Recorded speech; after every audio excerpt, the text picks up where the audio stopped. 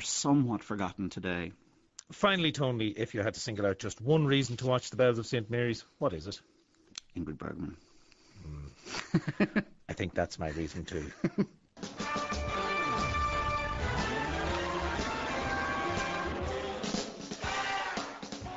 When Sean Ryan discovered an online screenwriting website, little did he think that within a few years he'd be attending a premiere of his own work in New York. And Sean joins us now from our Waterford studio. Sean, what was the screenwriting website that you bumped into? It was a few different ones, but the initial one was called triggerstreet.com. And what was it saying to you that set you off on the screenwriting path? It was basically a place where you could write screenplays and upload them and review other people's work, so you could give feedback and get feedback. And had you any interest whatsoever in film writing or in screenwriting up to this? What were you working at? Most of my adult life I've been working in computers. I dabbled in animation, but I've always been into films, and I had a couple of ideas that I thought would make good films. But it was my wife actually saw a newscast for Trigger Street that was being promoted by the actor Kevin Spacey, and she just suggested that maybe I should join it and try and write it myself. So you decided, yeah, I'll do some of this screenwriting, and you're still doing the work by day in terms of the computers? And still doing that by day and writing films by night. Where are you doing it? Mostly I do it at home. It's whenever I get a spare moment. It's at weekends, sometimes on lunch breaks. And I usually travel around with a notepad and a pen, and anytime I get an idea I jot it down. And later on then I try and turn it into a story. The film then that you attended the premiere of recently is called Too Good to Be True. Tell us a little bit about the story of that. It's originally it was an idea I had while I was on a training course in Dublin, a computer training course on my own.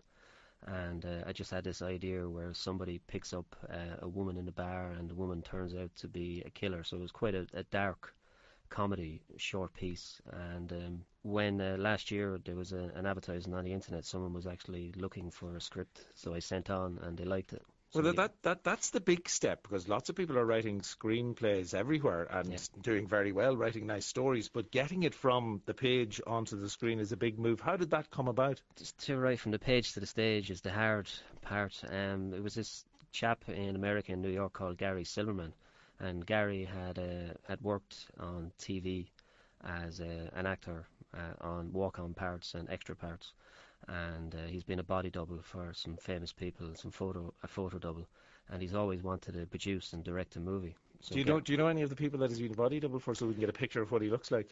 He did a photo double for Russell Crowe. All right. So that's a good indication. So you take this script, you've given this script to Gary now, and what length of film did it turn out to be? It started at a 7-page and we fleshed it out, and it comes in just under 38 minutes, including the titles. So it's quite long for a short movie. Yeah, it certainly is. And what sort of budget did Gary have to make that? He said he pulled it in just under $10,000. Right, well, that's not bad to get a short film, a 38-minute film. It's very good, in fact, to get it up on the screen. You went to the premiere then. How did that go? It was a great experience. Where was it? It was in 2nd Avenue in Manhattan.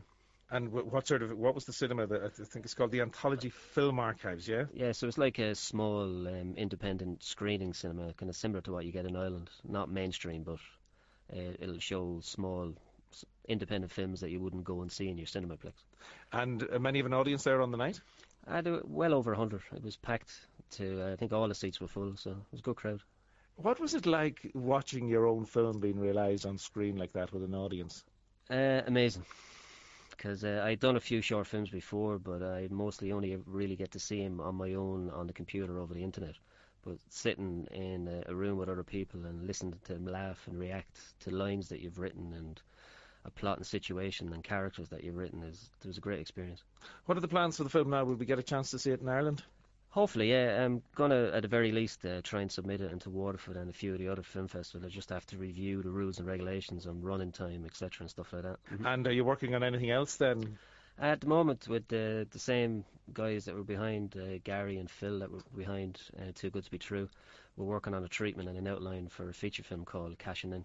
Right, and do you want it to, is that, what's the sort of basic idea behind that, or is it still very early days? It's about two brothers that fell out in earlier life, and their mother gets in contact with them, and she's looking for money because she's fallen on ill health, So two boys have to put the differences behind them and go on a scheme to try and raise money as quickly as possible.